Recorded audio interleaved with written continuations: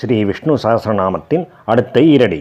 சர்வக சர்வ வித்வானுர் விஸ்வக்சேனோ ஜனார்தனக வேதோ வேத விதவ்யங்கோ வேதாங்கோ வேதவித் கவிஹி. பகவான் சஹஸ்ரபாத், ஆயிரக்கணக்கான பாதங்களை உடையவர் என்று போற்றப்படுகின்றார். ஆயிரக்கணக்கான எண்ணிறந்த பாதங்களை உடையவர். சொல்லப்போனால் எங்கும் செல்லக்கூடிய அவசியம் கூட இல்லாதவர்.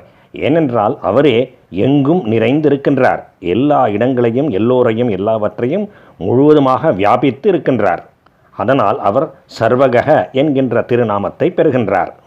சர்வகக, எங்கும் எல்லாவிடத்திற்கும் செல்பவர், எங்கும் வியாபித்து இருப்பவர். ஓம் சர்வகாய நமக.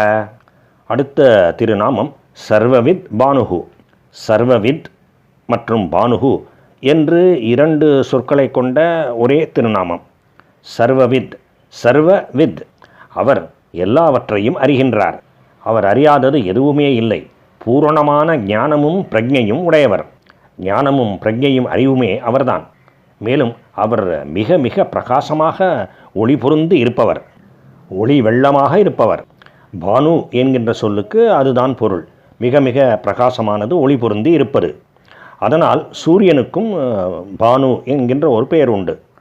அப்படி எல்லா ஞானத்தையும் பெற்றிருப்பவராகவும் எல்லாவற்றையும் அறிபவராகவும் மற்றும் பிரகாச சுரூபியாகவும் இருக்கின்றதுனாலே ஸ்ரீ மகாவிஷ்ணுவுக்கு சர்வவித் பானுகு என்கின்ற திருநாமம் ஏற்பட்டிருக்கின்றது. ஓம் சர்வவித் பானவே நமக. விஸ்வக் சேனக. விஸ்வக் என்றால் எல்லா புறங்களிலும் நானா பக்கங்களிலும் என்று பொருள்.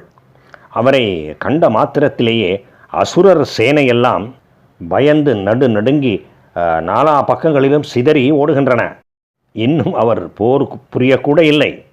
வருகிறார், அசுரர்களை எதிர்த்து நிற்கின்றார், போர் செய்யவும் தொடங்குகின்றார். ஆனால் அப்படி தொடங்குவதற்கு முன்னமேயே அசுரர்களின் படைகள் எல்லாம் துண்டை காணோம் துணியை காணோம் என்று எல்லா புறங்களிலும் ஓடிவிடுகின்றன. அப்படிப்பட்ட பிரதாபத்தை, வீரத்தையும் வலிமையையும் கொண்டு இருப்பவர் ஸ்ரீ மகாவிஷ்ணு. அதனால் அவர் விஸ்வக்சேனக. ஓம் விஸ்வக்சேனாய நமக. இந்த திருநாமத்தை சிறிது வேறு விதமாகவும் பார்க்கலாம். அரக்கர்களின் சேனை என்பது என்ன? நமக்குள்ளேயே இருப்பது நம்முடைய பாபக் குவியல்கள். மேலும் மேலும் குற்றங்களையே செய்யும்படி தூண்டுகின்ற நம்முடைய மனோபாவம், சஞ்சித கர்மா, சம்ஸ்காரம், இவையெல்லாம் தான் நமக்கு உள்ளேயே இருக்கின்ற அசுரர் சேனைகள். ஆனால் பகவானை ஸ்மரித்த மாத்திரத்திலேயே, பகவானை நினைத்த மாத்திரத்திலேயே அல்லது பகவானின் திருநாமத்தை உச்சரித்த மாத்திரத்திலேயே அவையெல்லாம், நம்முடைய பாவ குவியல்கள் எல்லாம் 4 பக்கங்களிலும் சிதறி ஓடிவிடுகின்றன. அந்த விதத்திலும் விஸ்வக்சேனக என்கின்ற திருநாமம் பகவானுக்கு பொருத்தமாக இருக்கின்றது. மற்றும் பக்தர்களுக்கு மிக பெரும் ஆறுதலை அளிக்கக்கூடியதாக இருக்கின்றது. யோசித்து பார்த்தோமானால் நமக்கு வெளியிலே, நமது புறத்திலே இருக்கின்ற அசுரர்கள் நமக்கு செய்கின்ற தீங்கை விட நமக்கு உள்ளே இருக்கின்ற அசுரர்கள், காம குரோதம் பாவங்கள் முதலியவை நம்மை தவறான பாதையிலேயே மேலும் மேலும் தூண்டி மீண்டும் மீண்டும் தூண்டி நமக்கு பெரும் தீங்கை இழைக்கின்றன. எனவே மற்றவர்களை கண்டு பயப்படுவதை விட நாம் நம்மை கண்டேதான் அதிகம் பயப்பட வேண்டும்.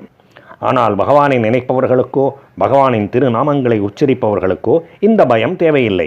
ஏனென்றால் அவரை நினைத்த மாத்திரத்திலேயே, அவரது திருநாமத்தை உச்சரித்த மாத்திரத்திலேயே இந்த உள் அரக்கர்கள் எல்லாம் பயந்து பறந்து ஓடி போய்விடுகின்றார்கள். நம்முடைய நன்மைகளுக்கு எது இடையூறாக இருந்தாலும் அதெல்லாம் போய்விடுகின்றது. அதனால் புருஷார்த்தங்களை, தர்மார்த்த காம மோக்ஷ, இந்த 4 புருஷார்த்தங்களையும் அடைய விரும்புகின்ற மனிதர்கள் பகவானை சார்ந்திருக்க வேண்டும். அந்த புருஷார்த்தங்களை எல்லாம் பெறுவதற்கு பகவானையே யாசிக்க வேண்டும். அவரிடமே பிரார்த்தனைகளை வைக்க வேண்டும். அவரை தியானிக்க வேண்டும். அவரது திருநாமங்களை உச்சரிக்க வேண்டும். பகவானின் அடுத்த திருநாமம் ஜனார்தனக என்கின்ற திருநாமம் இதை குறிக்கின்றது. ஜனார்தன என்றால் ஜனங்களால், அதாவது மக்களால், குறிப்பாக பக்தர்களால் வேண்டப்படுபவர். எதற்காக வேண்டப்படுபவர்? அவர்கள், அந்த பக்தர்கள், அந்த வேண்டுதலை செய்பவர்கள் தர்மார்த்த காம மோட்சங்களிலே ஒன்றையோ அல்லது அனைத்தையுமோ வேண்டி விரும்பி யாசிக்கின்றார்கள். அப்படி வேண்டி விரும்பி கேட்கின்ற பக்தர்களுக்கு தர்மத்திற்கு உட்பட்டு அவர்கள் வேண்டியதை கொடுத்தருள்கின்றார் பகவான். இப்படி ஜனங்களால் மனிதர்களால் வேண்டப்படுவதால் அவர் ஜனார்தனக என்கின்ற திருநாமத்தை பெற்றிருக்கின்றார். ஓம் ஜனார்தனாய நமக. பகவானுக்கும் பகவானின் திருநாமங்களுக்கும் பக்தர்களுக்கும் நமஸ்காரம்.